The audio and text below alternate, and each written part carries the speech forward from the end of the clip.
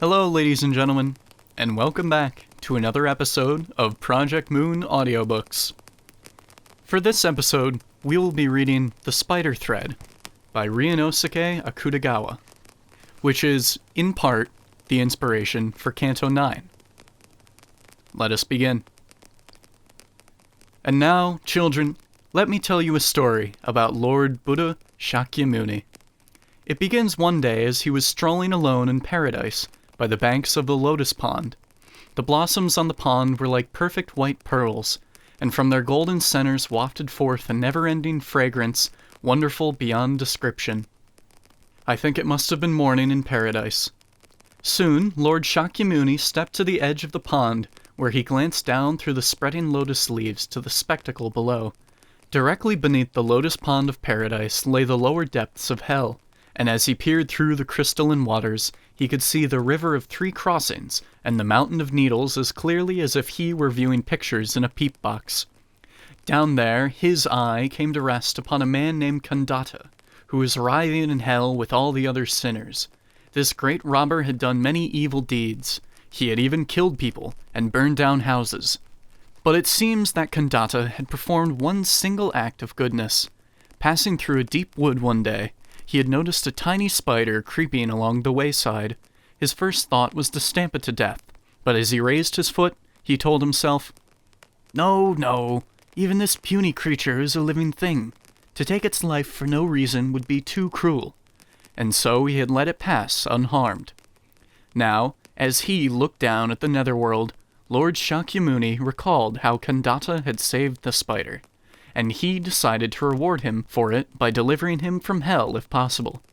By happy chance, he turned to see a heavenly spider spinning a beautiful silver thread atop a lotus leaf, the color of shimmering jade. Gently lifting the spider thread, he lowered it straight down through the pearl-like blossoms to the depths below.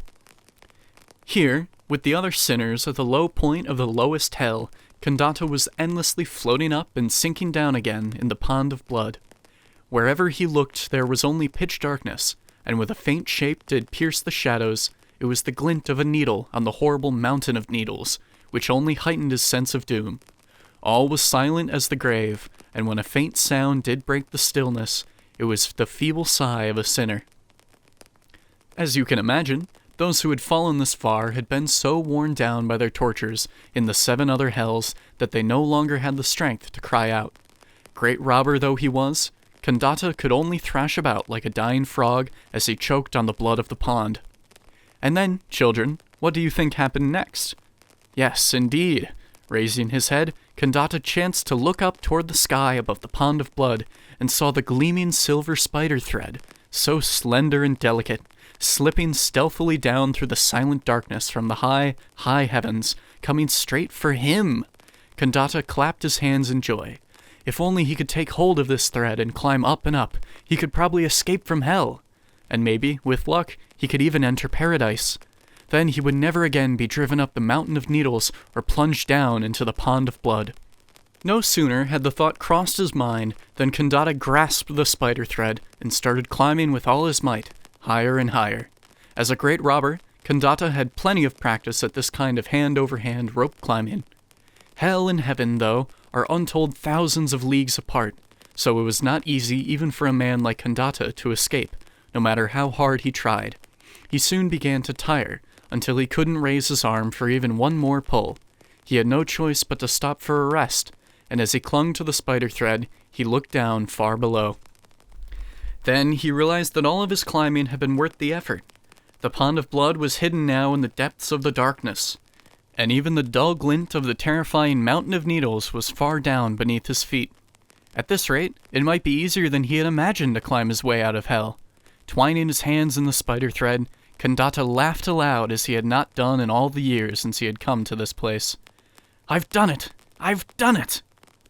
And then what do you think he saw? Far down on the spider thread, countless sinners had followed after him, and they were clambering up the thread with all their might like a column of ants. The sight struck him with such shock and fear that for a time his mouth gaped open like an idiot's. Only his eyes moved. This slim thread seemed likely to snap from his weight alone. How could it possibly hold so many people?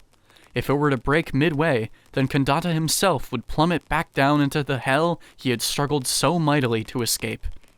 How terrible that would be! Still, from the pitch-dark pond of blood, an unbroken column of sinners came squirming up the fragile, gleaming thread by the hundreds, by the thousands. He knew he would have to do something now, or the thread would break in two. Kandata screamed at them, "Listen to me, you sinners! This spider thread is mine! Who said you could climb it? Get off! Get off!" At that very instant the spider thread, which until then had been perfectly fine, broke with a snap, just where Kandata was hanging from it. Before he could even cry out, Kandata fell, slicing through the air, spinning like a top, down head first into the darkest depths. Behind him all that remained was the dangling short end of the spider thread from paradise, delicately gleaming in the moonless, starless sky. Standing at the edge of the lotus pond in paradise, Lord Shakyamuni watched everything that happened, and when, in the end, Kandata sank like a stone into the pond of blood, the Holy One resumed his stroll, his face now tinged with sorrow. Kandata had thought to save himself alone, and as just punishment for this lack of compassion, he had fallen back into hell. How shameful it must have seemed in the eyes of Lord Shakyamuni. The lotuses of the lotus pond, however, were unperturbed. They swayed their perfect pearl-white blossoms near the feet of Lord Shakyamuni, and from their golden centers wafted forth each time a never-ending fragrance wonderful beyond description. I think it must have been close to noon in paradise. And that was the spider's thread. A short one, but with a nice message. Thank you for listening.